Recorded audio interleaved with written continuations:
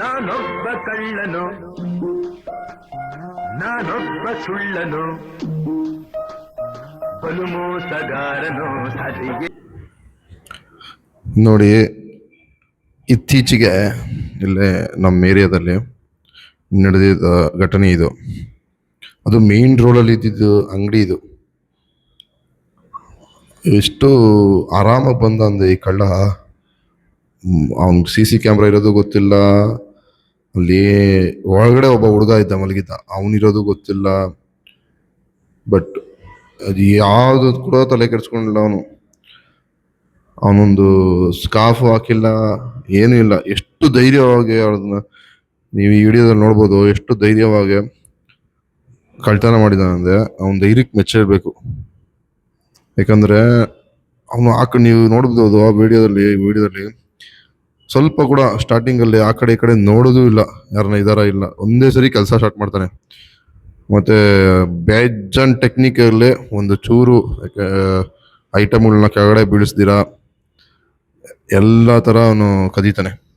ಸುಮಾರು ಒಂದು 5,000-10,000 ರೂಪಾಯಿ ದುಡ್ಡಿತ್ತು, ಅದನ್ನು ತೊಗೊಳ್ತಾನೆ. ಪಾಪ ಯಾರೋ ಸಿಗರೇಟ್ ಹೊಡಿಯೋಣ ಅಂತಾನೆ ಅನ್ಸುತ್ತೆ, ಜಾಸ್ತಿ ಹೊಡೆಯಲ್ಲ ಅನ್ಸುತ್ತೆ, ಅದಕ್ಕೆ ಒಂದೇ ಒಂದು ಪ್ಯಾಕ್ ಸಿಗರೇಟ್ ಎತ್ಕೊತಾನೆ.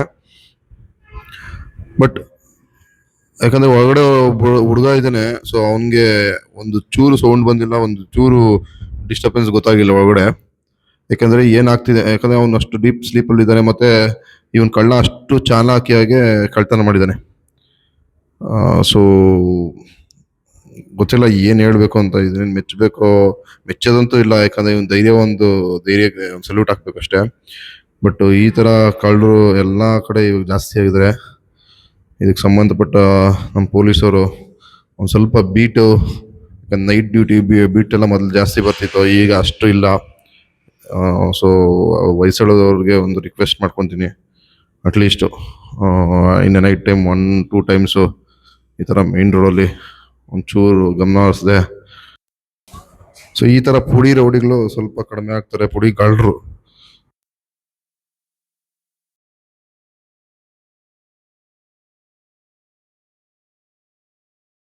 ಹೇಗೇನು ನಾನೊಬ್ಬ ಕಳ್ಳನು, ನಾನೊಬ್ಬ ಸುಳ್ಳನು, ಬಲು ಮೋಸಗಾರನು ಸರಿಗೇನು, ಬಲು ಮೋಸಗಾರನು ಸರಿಗೇನು.